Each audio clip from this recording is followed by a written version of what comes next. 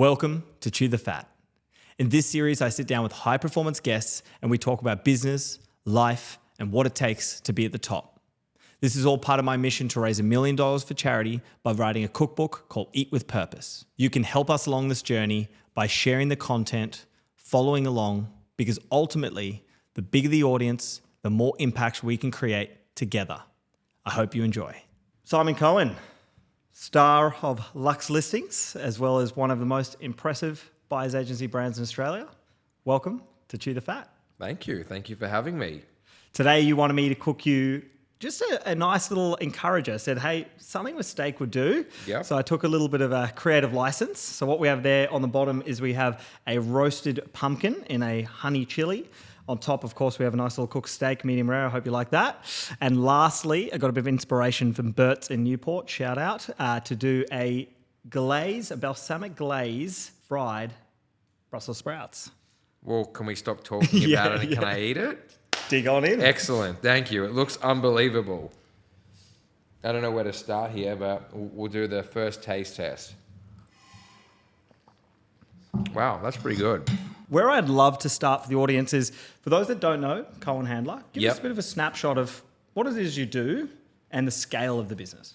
Essentially, we're a buyer's agency. Yep. So if you're looking to buy a property, whether it be to live in or as an investment, you come to us and we find it, negotiate, do all the due diligence for you. Cohen Handler is a nationwide business. So we're in Sydney, Melbourne, Brisbane, Perth, and Adelaide.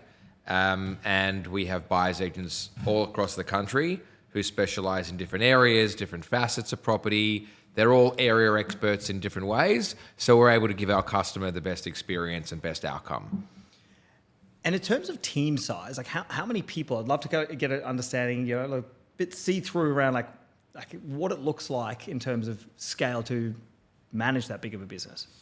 In the group or in the group, yeah. In the group, there's probably about 85 people.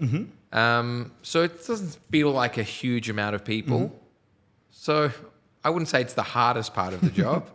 And is that where a lot of your time on that? Or your time really focused around the buyer's agency work with your clientele in your particular core market? No, my time's very split.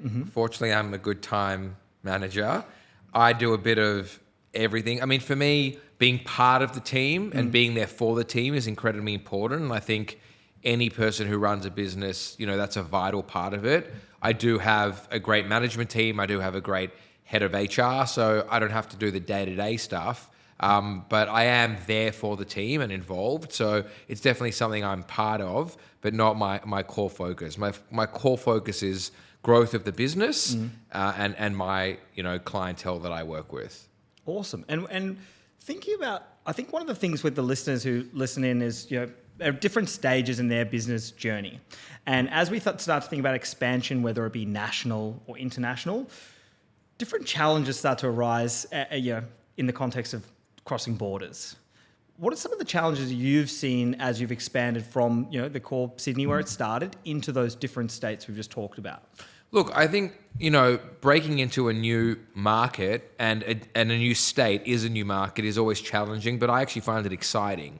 For me, I never look at the challenges. I look at the opportunity and I blindside myself to the fact that things can't work and I only have the view that things can work. And I may be right, I may be wrong about that, right? But I think if you focus too much on the negatives, it's always going to be a hurdle. But if you focus on the fact that there's only one outcome and that outcome is that something's going to work, you're going to find a way to make it work. And so I've always seen new markets and new territories as incredibly opportunistic and incredibly exciting.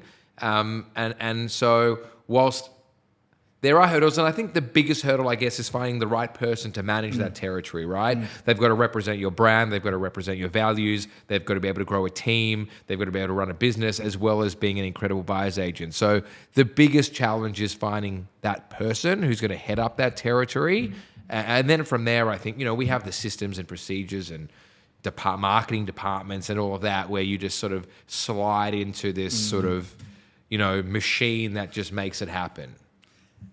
Something you mentioned there piqued my interest. It was around this concept of blindside myself to the negativity, if you will, and only look at the opportunities. When you reflect on your life, Where did that come from? Just always doing that.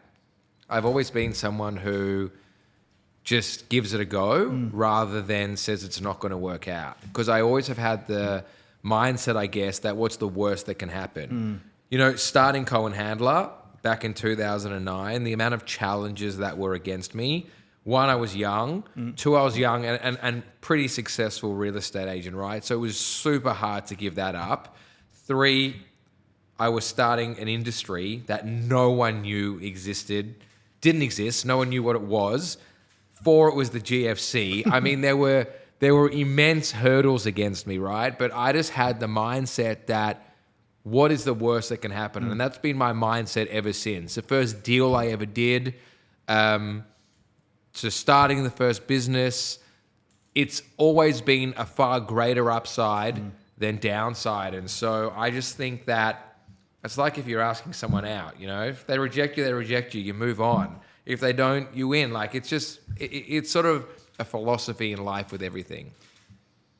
Why though? Is there something contextual in your childhood, in your past that I don't know? Is there I've always that's been created that? like a bit of a warrior when it comes to things like that. But I think when I first became a real estate agent, I was 20 years old. I was from the North Shore. I started becoming a real estate agent in Double Bay, which was like the most highly competitive real estate market in the world. And I ended up door knocking and selling a house for just under $10 million, right? Now, back then, I know I don't look that old, but back then, you know, that was like $50 million today, right? And so what I realized from that process, from my boss at my time telling me I was wasting my time to winning the business over the senior guys who had been around for a long time, was that there is never the impossible. I don't want to sound like Anthony Robbins here, right? But 99% of people thought it was impossible, so they didn't try it. And from that, I've learned that you don't know unless you try. And the worst that can happen, you know, in every case, is really never that bad. So why not just try? That's good. That's good. Well, I think we could call you Anthony Robbins. I like that. I don't think I'd be very impressive, but by all means, call me it. You just may not respond. Yeah. So how do you instill that in your team? I think it's like what you're sharing there is a really strong thing. I'm almost a little bit surprised to not hear there's like something in the childhood that you think has come from there. So having that moment is almost like it's built evidence for you. And then through time, you continually just stack up that first party evidence to get you to this really firm mindset today. How do you then go and instill that in your team to have that same willingness to do what it takes? Look, it's hard. You've got to hire people that you feel share the same values, share the same motivation. But, you know, no one can ever emulate themselves in other people. I like to surround myself with like-minded people, people I believe are passionate, people I believe have the same ethics and morals and all of that. And through that, we're able to build the same vision that, you know, I share. And I feel like that's just how you instill it. It's not like an army or anything like that. You know, you work there if you're the sort of person that's going to fit in there. And if you are that person, you're going to have that resilience anyway. And if you don't have enough of it, you know, we'll all push you because we've all learned that the worst case is never that bad, but the best case is always incredible. It really is always, always incredible. And so why not try always go for the best case? And when you reflect on those times, there's going to be certain particular situations that came close to that worst case. They came close to, or maybe not worst case, but were... Always. Always. We've all been rejected. Yeah. We've all had the door slammed in our face. We've all tried to do things and it hasn't worked, right? But people remember the things that have worked, not the things that haven't worked. So if you focus on the things that do work, everything else doesn't really matter, in my opinion. No, I like it. I don't worry about any of that. I like it and I share it. What I would love to know, and this is, I guess, I put myself in that audience shoes. Sometimes it's like trying to create the bridge the gap, because when people hear an incredible mindset like that, it's like, I don't have that. You know, I don't have that. And so also then overlaying it with, I guess, contextual, you know, this was almost the worst case. These were some of those bad things, apart from what you just shared, helps bridge that gap. So when you reflect, were there any moments apart from that first starting position that felt like, oh shit, I've gone too deep here. Like I have met, this era has gone big. Well, I'll say two things. One, when you say people think they don't have that mindset, right? I think that's bullshit because there's nothing particularly special about me, right? I certainly wasn't the smartest person in school. I certainly didn't come from the most affluent, connected family, possibly quite the contrary. There is no kryptonite or superpower in me. So I don't believe there's no one else who can't do it. I often go and watch people speak. Yeah. And everyone sits there and writes notes and they take these pearls of wisdom, right? But I guarantee you, 99.9% of those people the next day forget about all the notes they took and don't implement it. Yes. It's the 1% of people who actually implement things that get them done. And that's what I've learned. Starting Cohen Handler was a real shit, have I screwed up moment. There's no question about that. I had so many things against me. My own family telling me I was crazy, right? How did that feel? For me, there were some days where it drove me and some days where I'm like, have I really screwed this up, right? And I've had a lot of those days in business, I've had a time where things went really pear-shaped with my business partner and I thought everything I had worked for the previous 5 years, the blood, sweat and tears, the 5 a.m. starts and the 11 p.m. finishes, I thought I was going to lose all of that, right? So, I don't want there to be any misconception in what I was saying before. It's certainly not all smooth sailing, right? There are hurdles every single day. And the best thing I share with my best friends who run businesses is we're able to talk about the fact that every day there's a different hurdle. But it's how you step over those hurdles that will make or break whether it's going to work or not. So it's all of those hurdles that have made me more resilient and made those speed humps less impactful and make the ride smoother, albeit they're still the same speed humps. Nailed it. The concept of you only get to be in this place of comfortability in terms of like one hurdle after the other is because like through those moments of tough times in business stretches you and then creates that resilience that 3 years later you're like, oh, I can't believe I was scared of that. Yeah, exactly. It's like, I can't believe I was ever worried to knock on a door or I was ever scared to call that business person or I was ever worried to spend that money on that marketing idea because, it always gets better. And it's like, and maybe this is the wrong analogy because I'm certainly not a muscle builder here, but it's like when you train at the gym, right?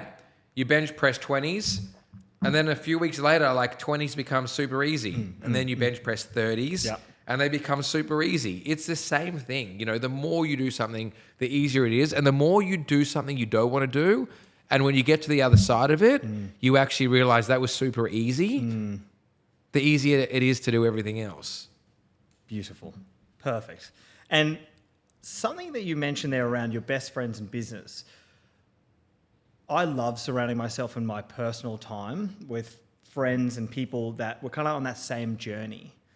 What does that look like for you outside of business? Who do you surround yourself with? And like, what does that relationship look like?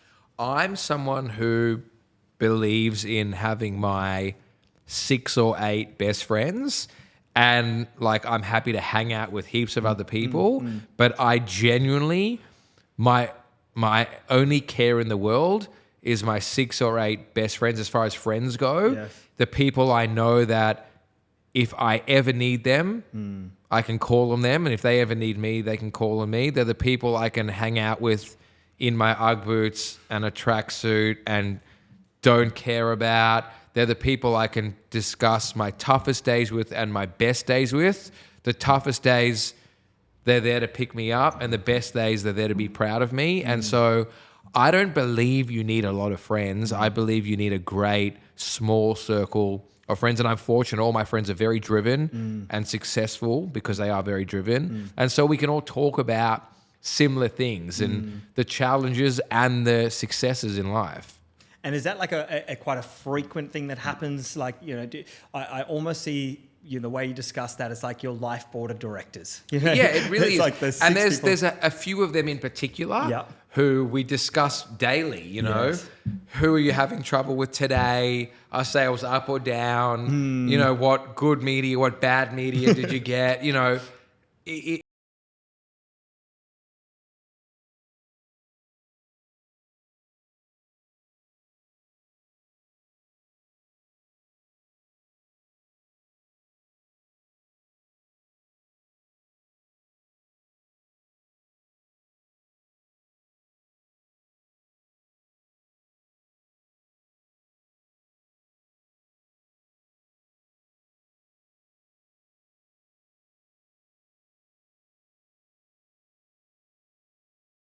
Come through the journey over time, like yeah, they've all been there from the beginning. from the beginning. Yeah. Amazing.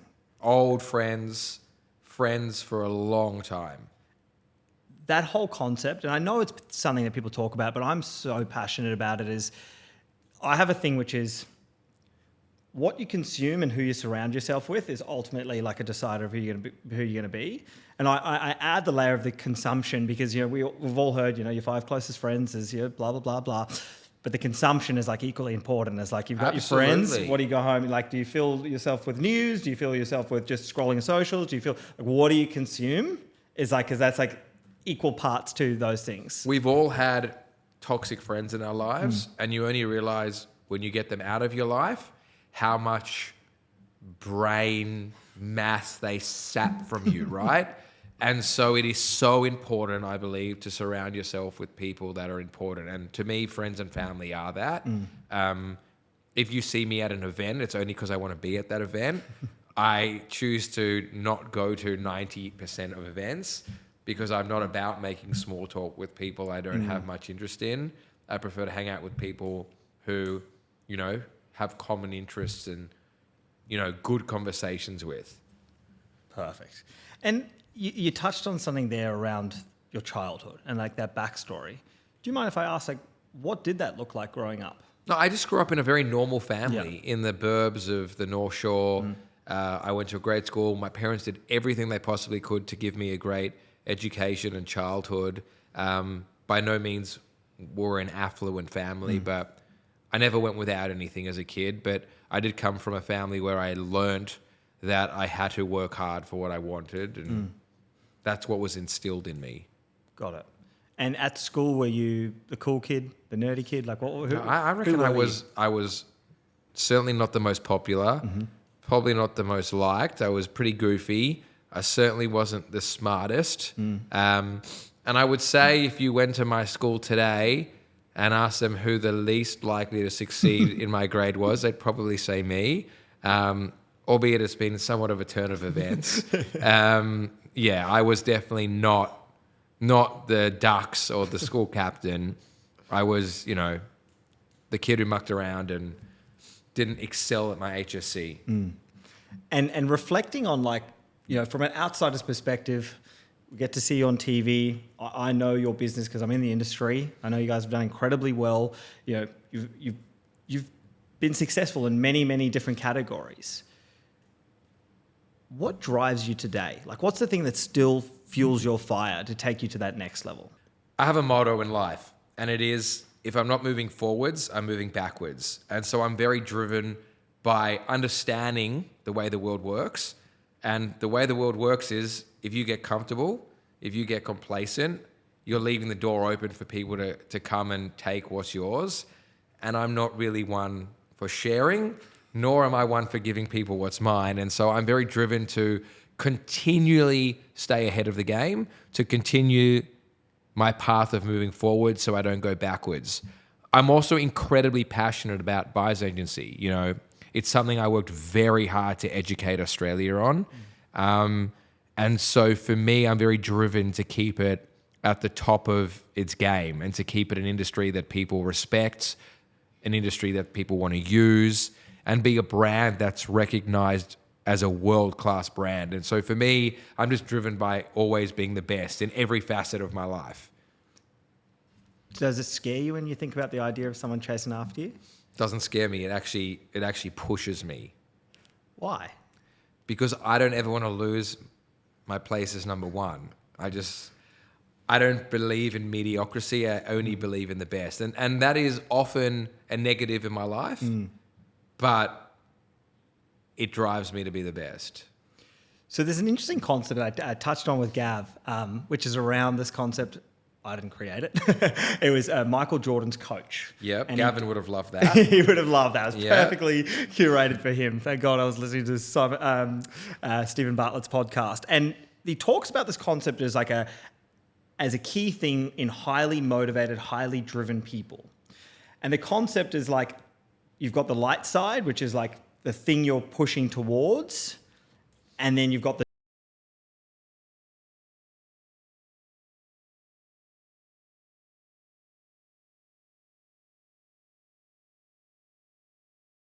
not a fear, but it's that concept of someone taking it away. It's like, I don't want that. Yeah, it's that, and it's just that, again, you go to the gym, you do 20s, you do 30s, you then want to do 40s. It's like that in everything in life, you know? Like when I was a kid, driving the car I drive now would have been my dream car. But then when you've had something for long enough, you just get used to it, right? And it becomes part of your life. And I think it's a drive thing, but it's also a comfort thing. As soon as I get comfortable, I get uncomfortable, and I want to get uncomfortable even more till I get comfortable, and then The cycle repeats. Yeah, I just think I want to leave the world having left a mark on it, and I want to do that the best way I possibly can. Will it ever be enough? I hope so, because I do want to retire one day. I wish I could answer that, because it isn't now. Yeah. And again, if you had asked me as a kid, if I had what I have now, would it be enough? I'd say, oh my God. But now that I have it, there's so much more I want to do. And there's a lot of that tied commercially, like in terms of financial pieces. I don't know if it's really financial. I think I'm fortunate in that I love what I do, right? And so I'd be bored not doing it.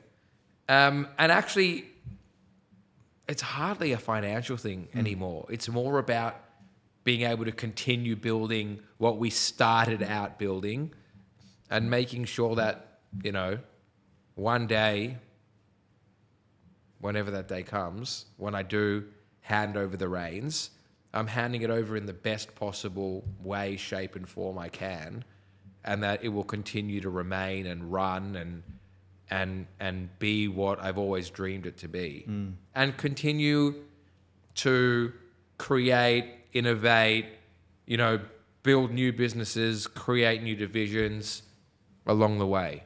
And bring me along for that journey. So, I see that sparkle in your eye when you talk about create what I've always wanted to create. Take me there. We're there. What does that look like in your eyes today? What's that vision for? I don't know, because every year it changes. It was before just to have the biggest and best buyers agency in the country. But then when we got that, I wanted to have the biggest and best commercial buyers agency in the country.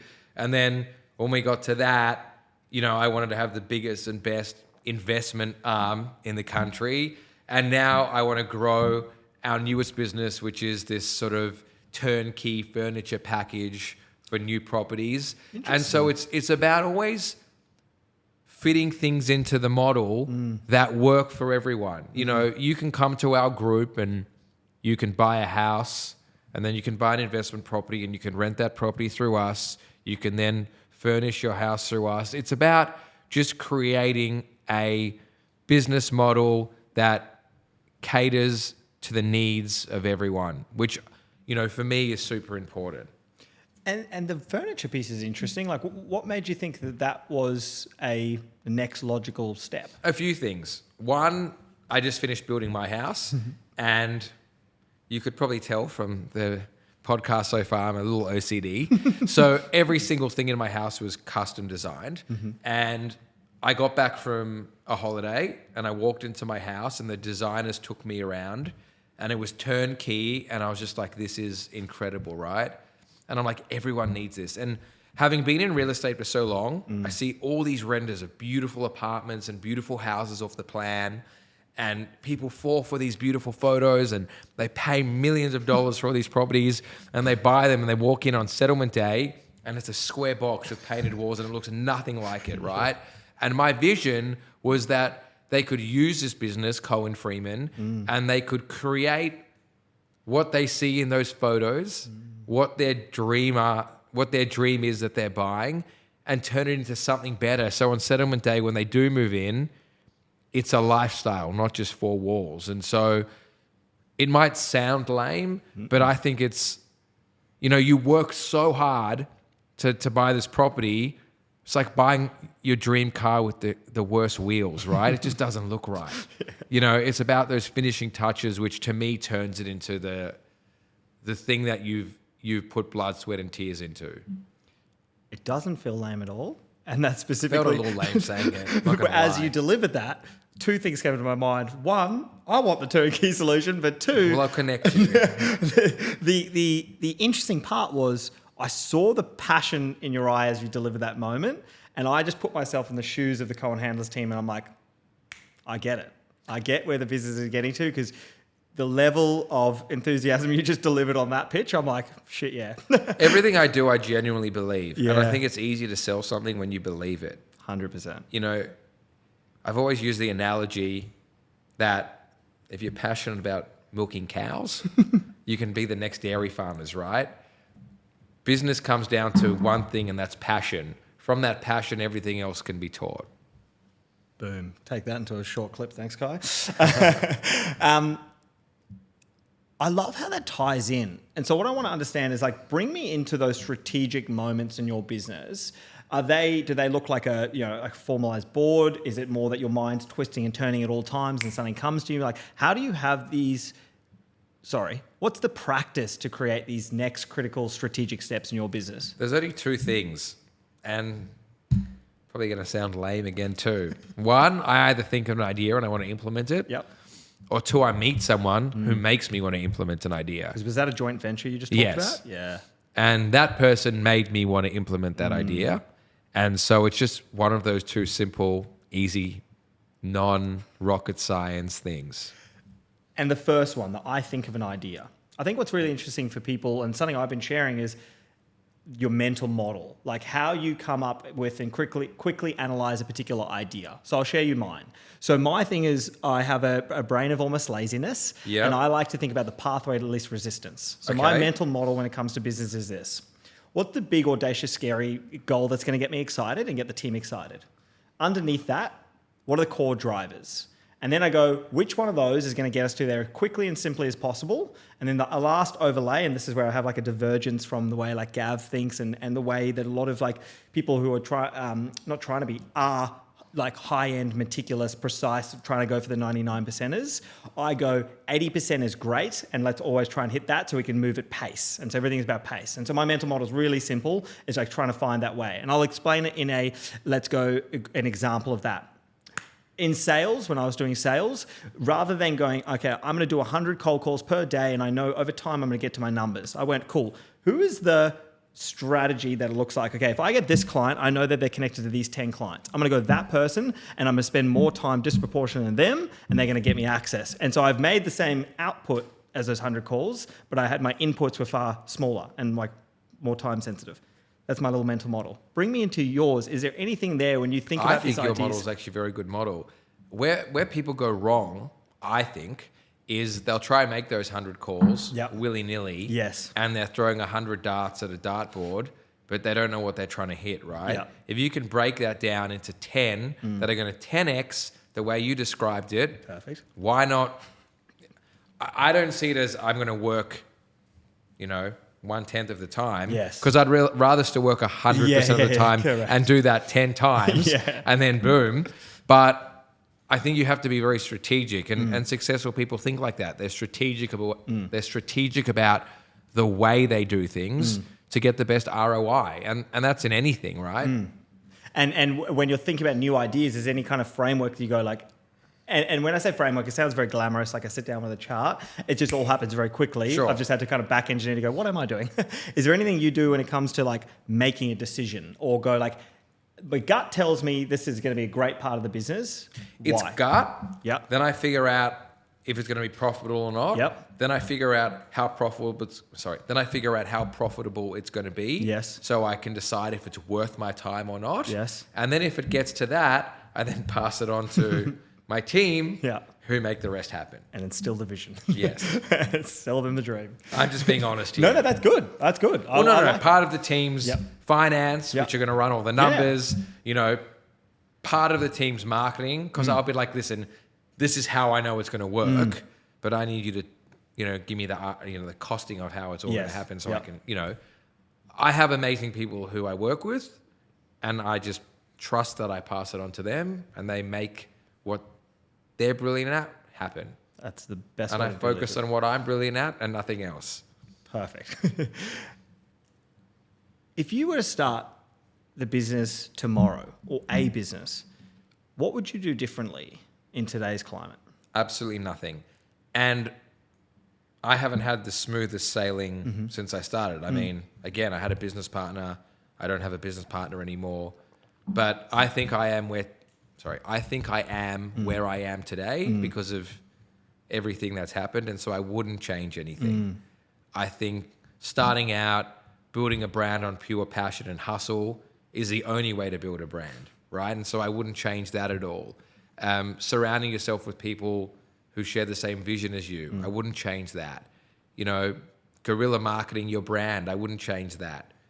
Really standing by morals and what you believe is the right way to do things, I wouldn't change that. Have I learnt lessons? 100%, but does that mean I would change anything? No. And take me into that guerrilla marketing. Like, what did that look like, and what would you implement? I guess let me help frame. I'm trying to think of that person who's maybe thinking about that step. Who's either thinking about that step or has just started. Like, what are those kinds of things that you go, okay, I know, I have an understanding of what's available to me today. What are the tools that I might use, or the guerrilla tactics I might use that could launch your brand onto the map in 2024? Another groundbreaking quote, but the squeaky wheel gets the oil, right? You've got to stand out. Yeah. And so whether you're using social media, whether it's online marketing, whether it's print marketing, digital marketing, whatever it might be, you have to stand out, but people have to know what you are when you stand out.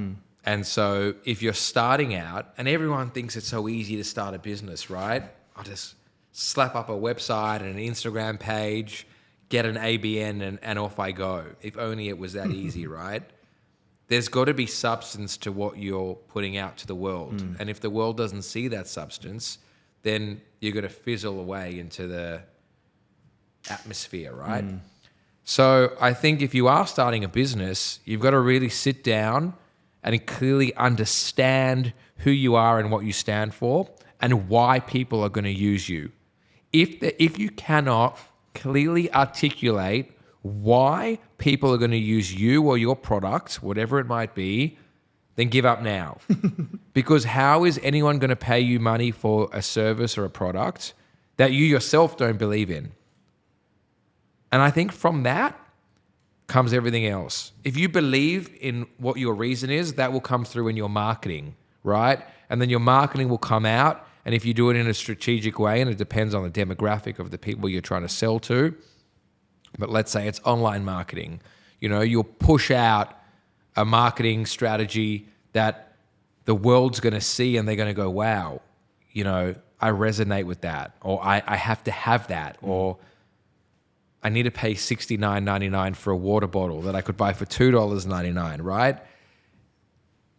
Everyone has everything they need. It's just about how it resonates with them, which is the reason why they're going to use it or buy it.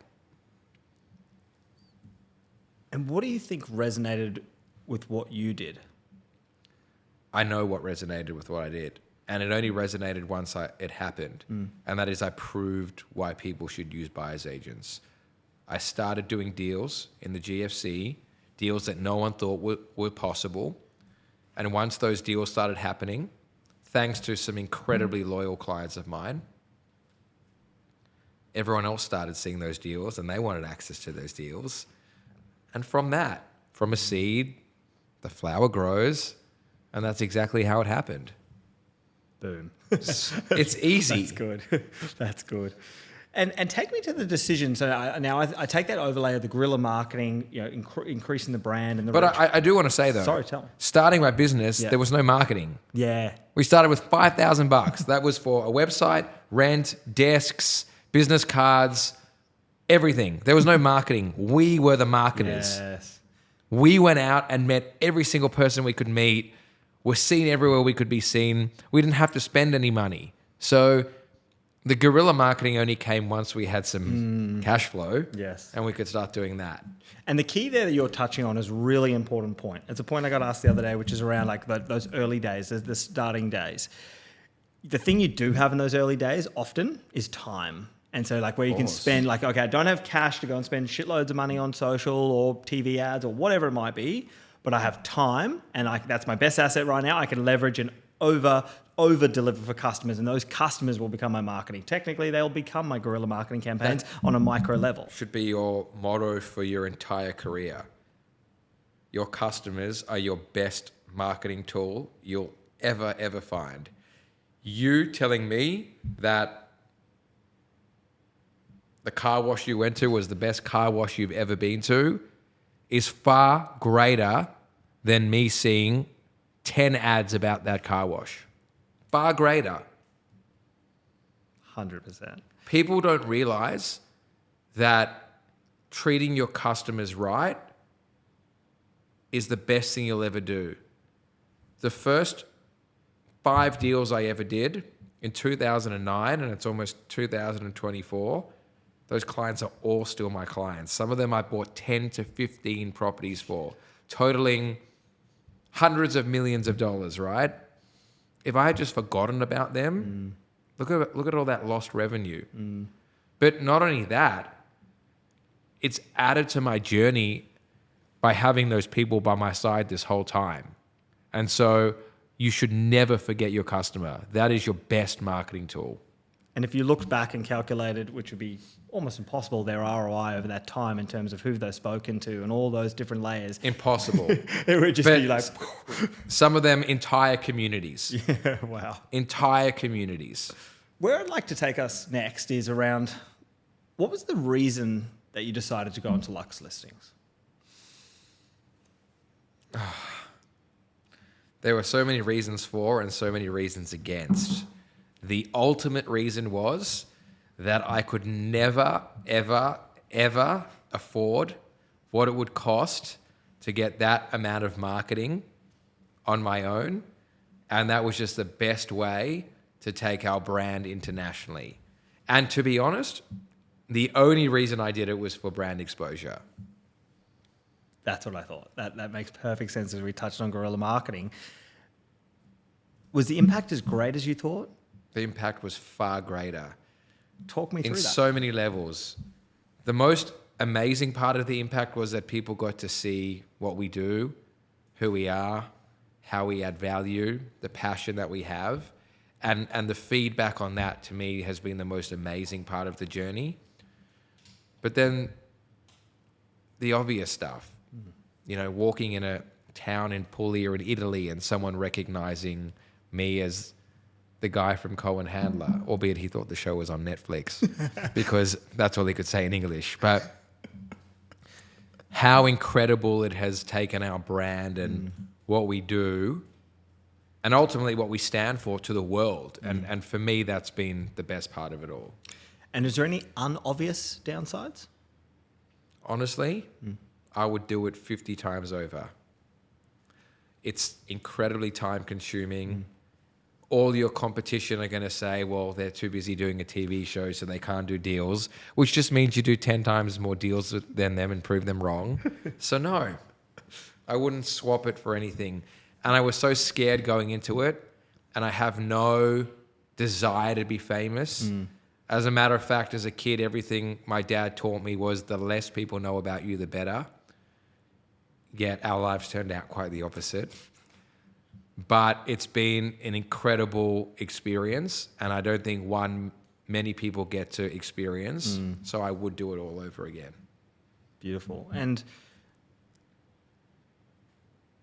what's the throughput been from that? Like, what have you seen in terms of the brand? I guess there's a brand growth in terms of recognition, but additional clients, additional team members, like what does that look like? Take me into take me under the It hood. looks exactly like that. I mean, a handful of additional team members. Okay. Because we are very strict about who we hire. Nice. We have a clear point of difference, and that is we only hire people with experience, and we only hire people who fit our culture and our family.